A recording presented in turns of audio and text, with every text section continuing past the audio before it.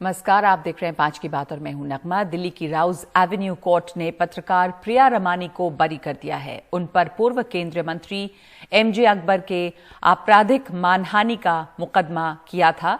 अदालत ने कहा है कि रमानी के लेख के कुछ हिस्से मानहानि लायक जरूर हैं, लेकिन यौन उत्पीड़न की शिकायत का उचित तंत्र हमारे पास नहीं है। ऐसे मामलों में महिलाएं अक्सर चुप रह जाती हैं। यौन उत्पीड़न के खिलाफ आवाज उठाने पर महिलाओं को सजा नहीं दी जा सकती।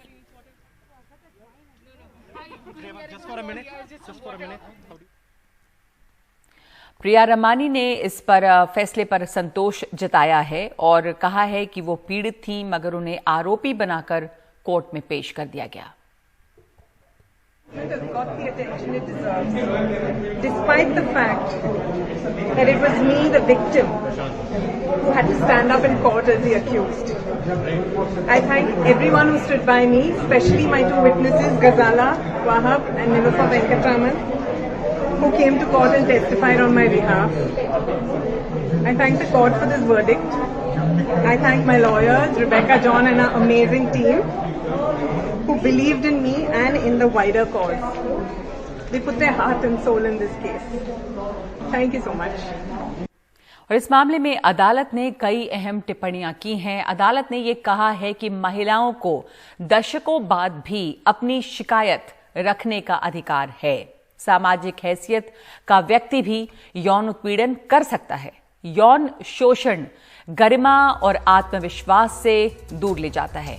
प्रतिष्ठा के अधिकार को गरिमा के अधिकार की कीमत पर संरक्षित नहीं किया जा सकता। समाज को अपने पीड़ितों पर यौन शोषण और उत्पीड़न का प्रभाव समझना चाहिए। महिलाओं को अधिकार है कि वो अपने पसंदीदा प्लेटफॉर्म पर अपना मामला डालें। कभी कभी पीड़ित व्यक्ति मानसिक आघात की वजह से वर्षों तक बोल नहीं पाता। महिला को यौन शोषण के खिलाफ आवाज उठाने के लिए दंडित नहीं किया जा सकता। How do you feel? We both feel amazing. No, I think it's a great moment for all of us. I think for Priya particularly, because she was the one who took the brunt of the case, the criminal prosecution. So really, this is a vindication of her truth and the truth of the other women who supported her through this trial, both inside court and outside court. I hope it will make more women speak up, and I also hope it will discourage powerful men from filing false cases against women who share their truths. और इस वक्त मेरे साथ जुड़ रहे हैं मेरे सहयोगी मुकेश सिंह सेंगर। राउज एवेन्यू कोर्ट के जो ऑब्जर्वेशंस हैं इस मामले में, प्रिया रमानी के मामले में एमजे अकबर ने उनके ऊपर जो मानहानि का मुकदमा किया था, उस पे जो कोर्ट की टिप्पणी है वो काफी अहम है मुकेश, और ये आगे आने वाले मामलों के लिए नजीर साबित हो सकती है। ये बहुत महत्वपूर्ण बातें सामने आई हैं उसमें, जिसमें कोर्ट ने ये कहा है कि जो महिला आवाज उठाती है यौन उत्पीड़न के खिलाफ, उसको दंडित नहीं किया जा सकता। ये आने वाले दिनों में मामलों पर काफी असर डालेगी।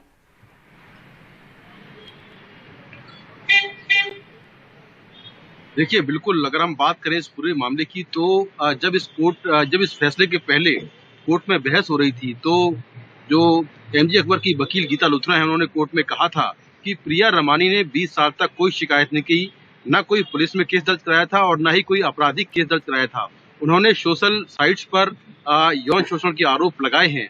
ऐसे में उनके आरोप जो है सही नहीं है, और उनके जो मुवक्किल हैं उनको उनकी प्रतिष्ठा को काफी नुकसान पहुंचा है, क्योंकि आरोप झूठे हैं।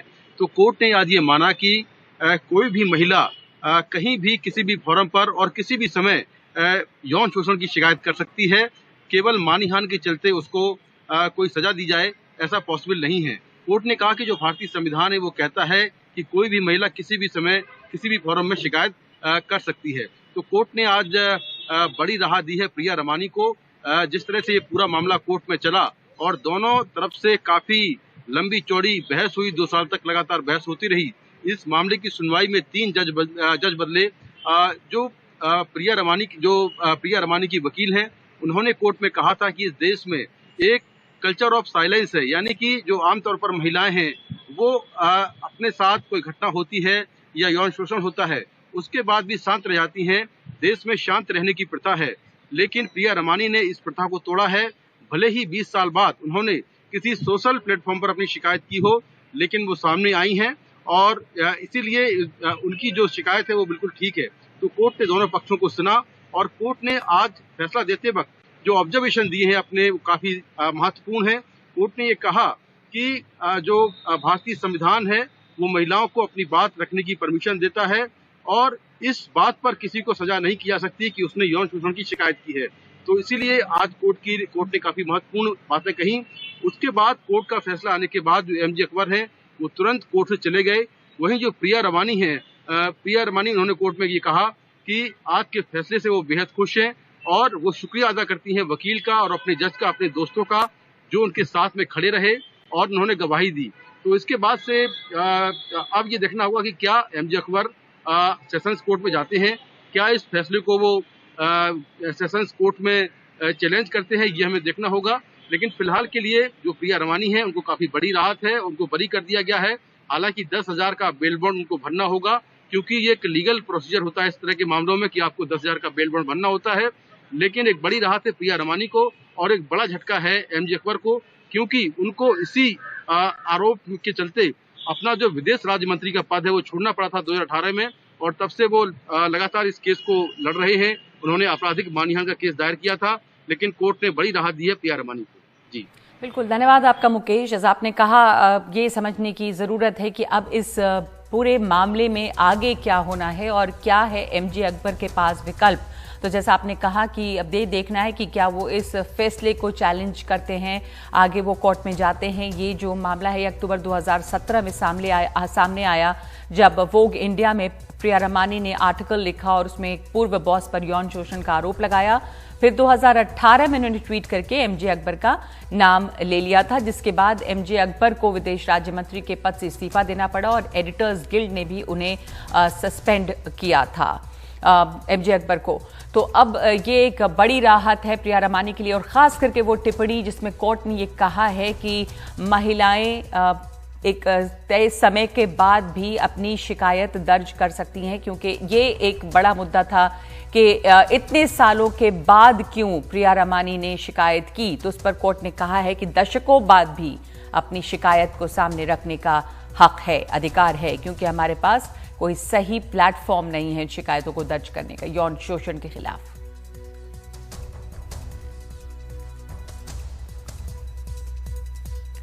और अगली खबर निकिता जेकब की। टूल किट मामले में निकिता जेकब को बॉम्बे हाई कोर्ट से ट्रांजिट अग्रिम जमानत मिल गई है। उन्हें 3 हफ्ते की अंतरिम राहत दी गई है। दिल्ली पुलिस ने निकिता जेकब के खिलाफ गैर जमानती वारंट जारी किया था। निकिता ने हाई कोर्ट से जमानत मांगी। इसके पहले टूल किट मामले में एक और आरोपी शांतनु मुलुक को भी ट्रांजिट जमानत मिली हुई है। ये बताइए कि आधार क्या बड़ा रहा ट्रांजिट एबीए मिलने का, क्योंकि ट्रांजिट एबीए का जो मुद्दा था वो सिर्फ ज्यूरिसडिक्शनल इश्यू पे उन्होंने अपोज किया था। अदर साइड ने एडवोकेट वेनेगांवकर जी खड़े थे और कल ही इसका युक्तिवाद कल ही हो चुका था। हमने जजमेंट दिए, संदीप लाहौरिया का जजमेंट, एनके नायर के जजमेंट, बॉम्बे हाईकोर्ट के डिवीजन बेंच के जजमेंट्स दिए, डाइवर्जेंट ओपिनियंस दिए बॉम्बे हाईकोर्ट के। वो सब दलील होने के बाद उनकी और हमारी और सब केस लॉज टेंडर करने के बाद आज माननीय अदालत ने पासिंग ऑफ ऑर्डर्स के लिए ऑर्डर मैटर रखा था। अधिकार क्षेत्र एक बड़ा मुद्दा था, तो क्या माने कल जो औरंगाबाद बेंच का जो फैसला है वो एक बड़ा आधार बना? नहीं, इनफैक्ट जब भी औरंगाबाद बेंच का जो फैसला आया था तब तक हमारा भी ऑलमोस्ट हो गया था, पर 5 बजने की वजह से ये रिजर्व किया गया था ऑर्डर। तो इसके अलावा भी काफ़ी और जजमेंट्स पे रिलाई किया है बॉम्बे हाई कोर्ट ने। और ये सब इसके बाद 3 वीक का, क्योंकि जो ये मैटर जो है वो पेंडिंग है लार्जर बेंच के पास। ये जो मुद्दा है कि ट्रांजिट बेल दिया जाए या ना दिया जाए, ये लार्जर बेंच के पास पेंडिंग है। पर इसके in the mean time also बहुत सारे जजमेंट्स पास हुए जहाँ ट्रांजिट बेल दिया गया। और अभी 5 की बात में ले रहे हैं एक ब्रेक और आगे देखिए पंजाब में कांग्रेस जश्न के मूड में।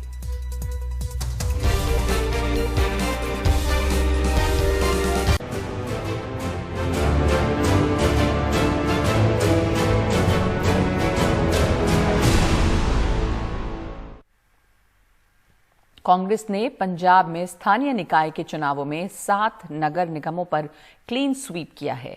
आज जितने भी नतीजे आए हैं सब कांग्रेस के पक्ष में गए हैं। मोगा, होशियारपुर, कपूरथला, अबोहर, पठानकोट, बटाला और बठिंडा ये सब कांग्रेस जीत गई है। बठिंडा में तो कांग्रेस 53 साल बाद आई है। मोहाली का नतीजा कल आएगा। बठिंडा लोकसभा सीट से अकाली दल की हरसिमरत बादल सांसद हैं। अकाली दल ने अभी किसान आंदोलन पर बीजेपी से नाता तोड़ा है। बठिंडा शहरी सीट से पंजाब के वित्त मंत्री मनप्रीत सिंह बादल विधायक हैं। म्युनिसिपल इलेक्शन के जरिए बीजेपी लीडरशिप नूं आ एक मैसेज क्लीयर कट पहुंच जाना चाहिए। इत्थे ही नहीं, पंजाब की लीडरशिप नूं नहीं, असल जिहड़ा स्नेह है दिल्ली लगना चाहिए। जो पंजाब की बांह मरोड़ रहे हैं, पंजाब दे नाल धक्का कर रहे हैं, पंजाब नूं बदनाम कर रहे हैं, पंजाबियों नूं बदनाम कर रहे हैं, खास तौर पर साडा जिहड़ा किसानी नाल जुड़िया किसान भाईचारा बैठा है उहनूं बदनाम करने की कोशिश कर रहे हैं। उन्हां नूं एक स्नेहा भेजिया है भी अज हालात उन्हां शहरी हलकियां दे विच जिन्हां दी ठेकेदारी बीजेपी ने लै रखी सीगी उन्हां दा सूपड़ा साफ करके एक मैसेज दिता है भी पंजाब अपना हक लेना लोकतांत्रिक तरीके नाल जानदा है। जे श्रोमणी अकाली दल दे प्रधान दे उत्ते ही गोलियां चलातियां ते बेचारे छोटे मासूम वर्कर दा की हाल कीता होगा कोई भी अंदाजा ला सकदा है। लेकिन काबिले तारीफ कि साडे वर्करां ने, साडे उम्मीदवारां ने डट के इस कांग्रेस पार्टी दे जोर जबर दा मुकाबला कीता, लड़ाई लड़ी। परमात्मा दी किरपा दे नाल 2022 च श्रोमणी अकाली दल दी सरकार बनन लगी है ते ਜਿਹੜੇ ਕਾਂਗਰਸੀਆਂ ਨੇ ਜ਼ੋਰ ਜ਼ਬਰ ਕੀਤਾ ਉਹਨਾਂ ਦਾ ਤਾਂ ਜਿਹੜਾ ਹਾਲ ਹੋਊਗਾ, ਲੇਕਿਨ ਜਿਹੜੇ ਅਫਸਰਾਂ ਦਾ ਸਹਾਰਾ ਲੈ ਕੇ ਇਹਨਾਂ ਨੇ ਜ਼ੋਰ ਜ਼ਬਰ ਕੀਤਾ, ਮੈਂ ਕਹਿੰਦੀ ਉਹਨਾਂ ਅਫਸਰਾਂ ਨੂੰ ਬਹੁਤ ਸੁਚੇਤ ਹੋਣ ਦੀ ਲੋੜ ਹੈ ਕਿਉਂਕਿ ਉਹਨਾਂ ਦੇ ਇੱਕ ਇੱਕ ਦਾ ਹਿਸਾਬ ਕਿਤਾਬ ਲਿੱਤਾ ਜਾਊਗਾ। ਇੱਕ ਵਾਰ ਫੇਰ ਮੈਂ ਆਪਣੇ ਸਮੂਹ ਪਾਰਟੀ ਨੂੰ, ਆਪਣੇ ਵੋਟਰਾਂ ਨੂੰ, ਆਪਣੇ ਵਰਕਰਾਂ ਨੂੰ ਮੇਰੇ ਵੱਲੋਂ ਬਹੁਤ ਬਹੁਤ ਵਧਾਈਆਂ ਹੋਣ। गजाली हमारे साथ जुड़ रहे हैं और इन तमाम नतीजों पर आपका क्या आकलन है गजाली? ये जाहिर सी बात है कि इसे किसान आंदोलन से भी जोड़कर देखा जाएगा। बहुत सारी ऐसी जगह जहां पर कांग्रेस, जैसे बठिंडा की सीट जहां कांग्रेस नहीं थी इतने सालों से, वहां भी कांग्रेस की वापसी हुई है। कार्यकर्ताओं में काफी जोश है, तो इसको सियासी तौर पर कैसे समझा जाए? देखिए, सबसे पहले तो आंकड़े अगर देखें तो 8 म्यूनिसिपल कॉरपोरेशंस थे और 109 जो हैं वो नगर पंचायत और काउंसिल के जो इलेक्शंस हुए हैं। इन 8 कॉरपोरेशन की बात करें तो कॉरपोरेशन शहरी इलाके में होता है, तो 8 कॉरपोरेशंस में से 7 के नतीजे आए हैं और 7 के नतीजों में जो है कांग्रेस जीती है, साफ बात है। बाकी जो नगर पंचायत और म्यूनिसिपल काउंसिल के 109 के जो रिजल्ट हैं वो भी धीरे धीरे आ रहे हैं, जिसमें ये साफ लग रहा है कि ज्यादातर सीटों पे कांग्रेस के ही ज्यादा वार्ड्स में कैंडिडेट जीते हैं। इन इलेक्शंस के 2-3 मायने हैं। पहला तो ये कि बीजेपी को जिस तरह से सारी ही पार्टियां मिलकर कह रही हैं कि बहुत ज्यादा झटका लगा है, तो उसको अगर हम बैलेंस करके सोचें तो बीजेपी अर्बन पार्टी है, उसका बहुत ज्यादा बेस भी थ्रू आउट पंजाब नहीं था। उसके बावजूद अगर कहें तो हाँ, वो वाइप आउट हुए हैं क्योंकि थ्रू आउट कैंपेनिंग उनको रेजिस्टेंस फेस करनी पड़ रही थी। लेकिन इससे बड़ा एक दूसरा जो इसका की टेक अवे कह सकते हैं वो ये है कि आम आदमी पार्टी 2017 के चुनावों के वक्त, असेंबली इलेक्शंस के वक्त बहुत ज्यादा उन्होंने कैंपेन किया था, लोगों को बहुत ज्यादा उम्मीदें थी। कई पोलस्टर्स उनको यहां पंजाब में सरकार बनाते हुए दिखा रहे थे, लेकिन उनकी सीटें 20 से नीचे रह गई थी। आम आदमी पार्टी अकाली दल के साथ ये कंपटीशन में थी कि कम से कम इस चुनाव में नंबर 2 पे कौन रहता है, नंबर 2 पे। लेकिन अभी तक के जो नतीजे आ रहे हैं उससे लग रहा है कि अकाली दल ही अभी भी पंजाब में नंबर 2 पे है। और इसका रेलेवेंस इसलिए क्योंकि आम आदमी पार्टी के म्यूनिसिपल बॉडी के इस इलेक्शंस के लिए राघव चड्ढा जो है दिल्ली से पंजाब आए थे। कैप्टन अमरिंदर पे वो अक्सर आरोप लगाते रहे कि ये बीजेपी से मिले हुए हैं, पंजाब सरकार किसानों को सुरक्षा नहीं दे रही, और तरह तरह के आरोप लगाते हुए यही दिखाने की कोशिश हो रही थी कि हम जो है या आम आदमी पार्टी जो है वो किसानों की ज्यादा हितैषी है। तो अगर ये कहें कि ये चुनाव जो है कृषि कानून के ऊपर एक रेफरेंडम है या फैसला है, तो पंजाब एक इकलौता राज्य होगा जहां पर चुनाव हो रहे हैं और सरकार जो है वो किसानों के साथ है।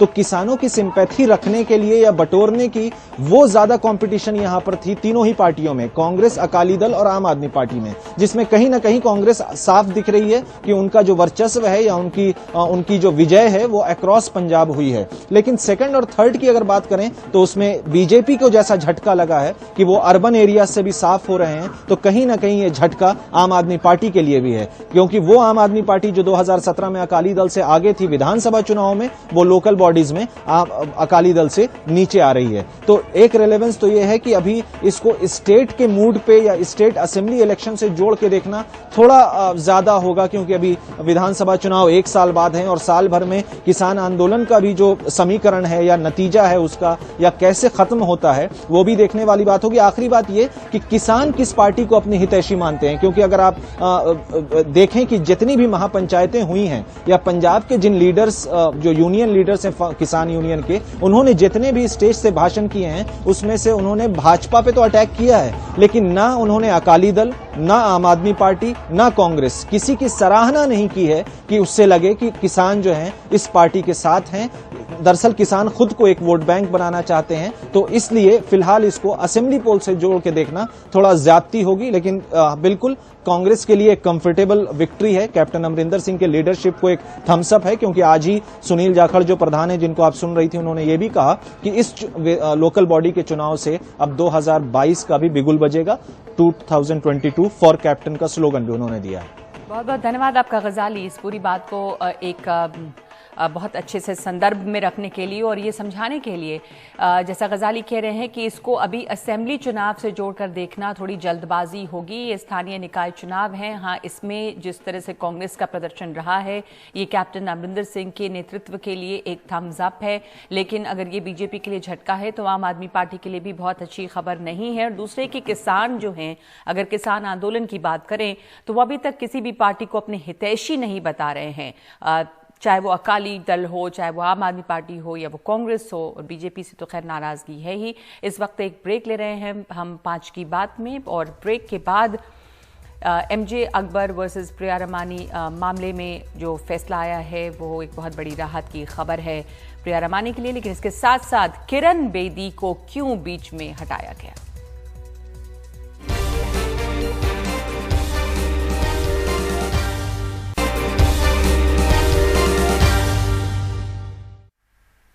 पुडुचेरी की उपराज्यपाल किरण बेदी को लेफ्टिनेंट जनरल के पद से लेफ्टिनेंट गवर्नर के पद से हटा दिया गया है। लेफ्टिनेंट गवर्नर किरण बेदी के खिलाफ मोर्चा खोल चुके मुख्यमंत्री वी नारायण सामी ने 10 फरवरी को राष्ट्रपति से मुलाकात कर किरण बेदी को वापस बुलाने की मांग की थी। उनका आरोप था कि उपराज्यपाल चुनी हुई सरकार के काम में बाधा डाल रही हैं। सवाल यह है कि चुनावों से ठीक पहले आखिर किरण बेदी को बर्खास्त क्यों किया गया। इसे लेकर बीजेपी सूत्रों से कई तर्क सामने आए हैं। बीजेपी के सूत्रों का यह कहना है कि इसी साल होने वाले विधानसभा चुनाव के मद्देनजर ये फैसला है। लंबे समय से किरण बेदी के साथ कांग्रेस सरकार का टकराव रहा है। समानांतर सरकार चलाने का आरोप लगा रही है कांग्रेस। चुनी हुई सरकार के काम में दखल के चलते हटाने की मांग है। चुनाव में किरण बेदी को बड़ा मुद्दा बना सकती थी कांग्रेस। किरण बेदी को हटाकर यह मुद्दा ही खत्म कर दिया गया। बीजेपी की सहयोगी AINRC किरण बेदी से खुश नहीं थी। चुनाव से पहले सहयोगी की नाराजगी दूर करने की कोशिश है। तबादले की जगह बर्खास्त कर जनता के बीच कड़ा संदेश। ये संदेश दिया गया है कि किरण बेदी से पार्टी खुश नहीं है। सरकार के अल्पमत में आने के बाद केंद्र के दखल की संभावना है। विधानसभा भंग कर राष्ट्रपति शासन लगाए जाने की संभावना है। ऐसे में किरण बेदी की अगुवाई में चुनाव कराना ठीक नहीं होता। उपराज्यपाल के पद से हटाए जाने के बाद किरण बेदी ने अपने एक पत्र को ट्वीट करते हुए भारत सरकार समेत अपने तमाम साथियों का शुक्रिया अदा किया। उन्होंने लिखा है कि मैंने संवैधानिक एवं नैतिक जिम्मेदारियों को पूरा करने के अपने कर्तव्य के लिए ही सभी काम किए। पुडुचेरी का भविष्य बेहद उज्जवल है। अब ये लोगों के हाथ में है।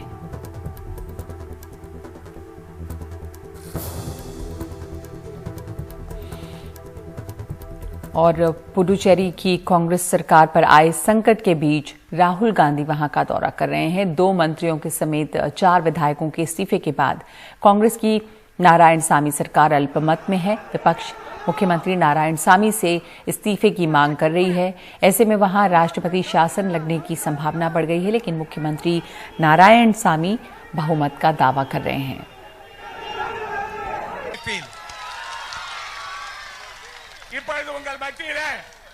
It is not minority.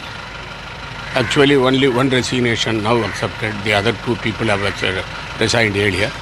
We are not in minority. So how many MLAs support you have at the moment, sir? We have got majority support.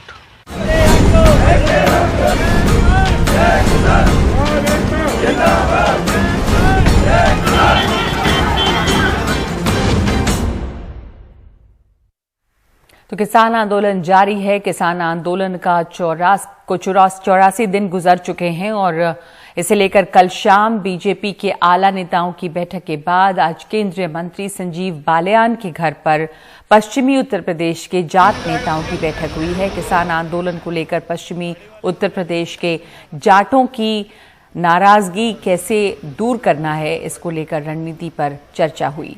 कल रात बीजेपी मुख्यालय पर गृह मंत्री अमित शाह और बीजेपी अध्यक्ष जेपी नड्डा की मौजूदगी में बैठक हुई है, जिसमें सांसदों और विधायकों को कहा गया है कि वो किसानों के बीच जाएं और कृषि कानूनों को लेकर चल रहे दुष्प्रचार का मुकाबला करें। पश्चिमी उत्तर प्रदेश में जाट वोटों को लेकर बीजेपी की खास चिंता है, क्योंकि पिछले 3 चुनावों से जाट बीजेपी का भरपूर समर्थन कर रहे हैं। उत्तर प्रदेश में 2022 यानी कि अगले साल विधानसभा चुनाव है और करीब 40 विधानसभा सीटों पर जाट वोट बेहद महत्वपूर्ण है। देखिए, कोशिश तो करेंगे, हम सरकार का हिस्सा हैं, हमारा कर्तव्य है कि हम किसानों के पास जाएं और बातचीत करें। हम हमेशा बातचीत की पहल करते आए हैं, सरकार की तरफ से हमेशा पहल हुई है। प्रियंका गांधी जी ने एक ट्वीट किया है, गन्ना किसानों को सही मूल्य नहीं मिल पा रहा है, लगातार वो भी महापंचायत में हिस्सा ले रही है, तमाम लोग जा रहे हैं, क्या कहना चाहेंगे सर? हाँ, वो इस बात का फायदा उठाना चाहते हैं। कांग्रेस एक गिद्ध के रूप में है जो इस बात का आंदोलन का कहीं से फायदा लेने का प्रयास कर रही है। सर, आप लोग भी बैठकों का दौर कर रहे हैं, आपको लगता है कि कहा जाए जो पश्चिमी उत्तर प्रदेश की जाट लैंड है, वहां पर इन महापंचायतों ने आपको कमजोर किया है? सर, कोई कमजोर करने का विषय नहीं है क्या कि ये जो 3 कृषि विधेयक आए हैं, और आपने देखा होगा जब से ये 3 कृषि विधेयक आए हैं, प्रारंभ में कुछ और तरह की बात थी, एमएसपी की बात कर रहे थे, 3 कृषि विधेयकों की बात कर रहे थे, उस पर चर्चा हो रही थी। लेकिन धीरे धीरे आप देख रहे होंगे जैसे जैसे आंदोलन बढ़ता जा रहा है, उस प्रकार से उस आंदोलन में नई नई प्रकार की बातें पैदा हो रही हैं। अनेक प्रकार के लोग हैं जो इस आंदोलन में घुसे भी, उसके परिणाम भी आपने देखे।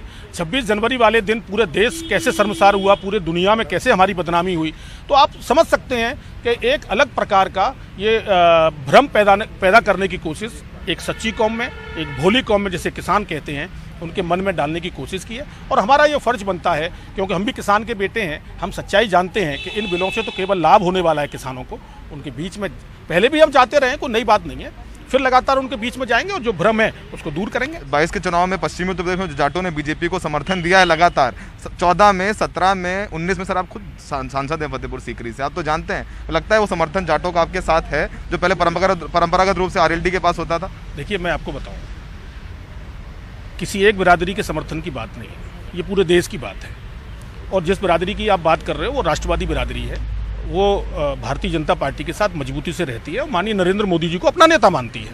रही बात अन्य दलों की जिनकी आप चर्चा कर रहे हैं, उनके पास अपनी कोई राजनीतिक जमीन बची नहीं है, तो वो लोगों के मन में एक भ्रम पैदा करके एक प्रोपेगेंडा तैयार कर रहे हैं कि जिससे लोगों के मन में लगातार भ्रम पैदा बना रहे। महापंचायतों में जबरदस्त भीड़ भी हो रही है। देखिए क्या फीडबैक मिल रहा होगा। देखिए क्या होता है, जब कोई प्रोपेगेंडा खड़ा होता है, जब एक अफवाह फैलाई जाती है, तो अफवाहों से तो बहुत सारी घटनाएं घट गई हैं देश के अंदर।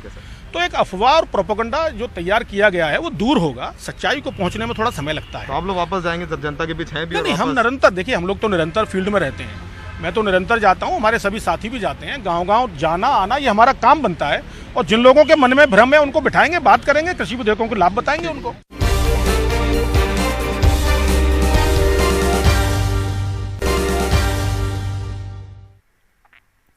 यूरोप और अफ्रीकी देशों के प्रतिनिधियों का एक दल आज श्रीनगर पहुंचा है। ये दल 2 दिन के दौरे पर है। प्रतिनिधि मंडल जम्मू कश्मीर के बड़े अधिकारियों और राजनीतिक दलों के नेताओं से मुलाकात कर रहा है।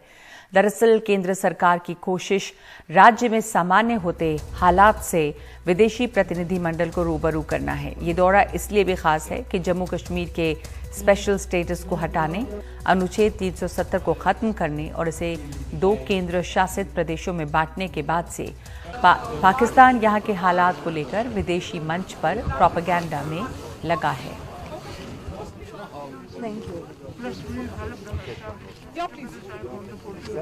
और इसी मुद्दे पर ये जो फॉरेन ऑनवॉयज का ये दौरा है उस पे उसका क्या असर हो सकता है, कौन लोग इसमें शामिल हैं, उन्हें किन किन जगहों पर ले जाया जाएगा, ये तमाम विस्तार के साथ नीता शर्मा की रिपोर्ट।